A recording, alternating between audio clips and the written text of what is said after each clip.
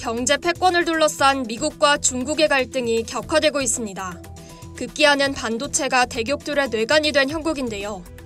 중국 최대 통신 장비업체인 화웨이를 겨냥한 미국의 제재가 삼성전자에 어떤 영향을 미칠지가 한국 경제 최대의 관심사로 떠올랐습니다. 미국 상무부는 지난 15일 미국의 기술과 장비를 사용한 반도체를 화웨이에 공급하려면 별도의 승인을 받아야 한다는 제재안을 발표했습니다. 최근 보건 비상사태로 중국과 관계가 악화된 미국이 안보상의 이유를 들어 화웨이를 향해 다시 방아쇠를 당긴 것입니다.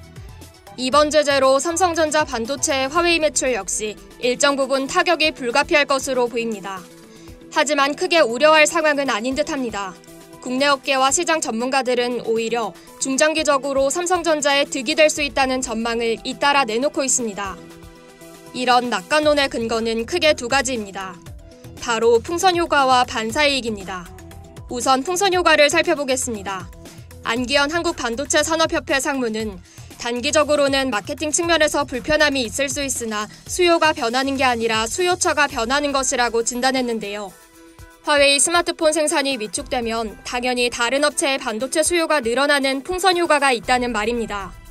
삼성전자는 화웨이 외에도 이미 샤오미, 오포, 비보 등을 고객으로 확보한 상태여서 화웨이 물량 감소에 대응할 수 있는 기반이 탄탄한 셈입니다. 다음은 반사이익입니다. 미국의 화웨이 공격이 중국의 반도체 굴기에 제동을 걸어 삼성전자 경쟁력이 강화되는 계기가 되리라는 분석입니다. 반도체 굴기란 중국이 2025년 반도체 자금률 70%를 달성하겠다는 목표입니다. 화웨이 제재에 따라 중국 반도체 업체들의 침체가 불보듯 뻔한 상황입니다. 기술력을 자랑하는 삼성 반도체가 중국에서 더 위세를 떨칠 수밖에 없겠죠. 또 시스템 반도체를 위탁 생산하는 파운드리 세계 1위인 대만 TSMC는 18일 미국의 제재 조치에 따라 화웨이와 거래를 중단하겠다고 발표했습니다. 이 또한 TSMC 추격을 선언한 파운드리 세계 2위 삼성전자가 격차를 줄일 수 있는 호재로 보는 전문가가 많습니다. 이렇게 예상되는 풍선 효과와 반사이익보다 중요한 것은 삼성전자의 위기 극복 행보입니다. 반도체 시장이 경랑을 맞는 순간 이재용 삼성전자 부회장이 전격적으로 방문한 곳이 있습니다. 바로 삼성전자의 유일한 해외 메모리 반도체 공장이 있는 중국 시안입니다. 시안 공장은 스마트폰, PC, 서버 등에서 데이터 저장 장치로 활용되는 낸드 플래시 메모리를 양산하는 곳입니다.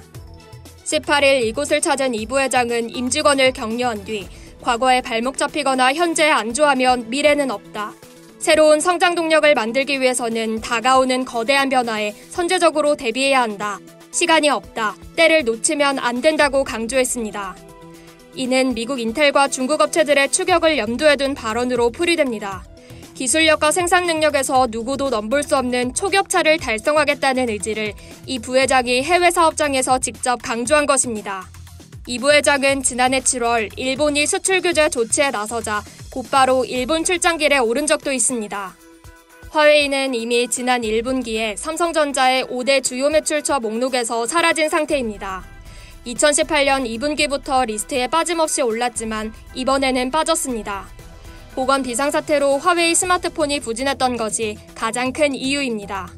하지만 삼성전자가 최근 몇 년간 미국과 갈등을 빚는 화웨이와의 거래에 소극적 자세를 취한 결과가 서서히 나타나고 있다는 분석도 있습니다. 마치 이번 미국의 결정적 제재 조치를 예견이라도 한 듯 말입니다. 격변을 예고한 글로벌 반도체 시장에 삼성전자가 어떻게 대응해 나갈지 지켜봐야 하겠습니다. 이상 여의도튜브였습니다.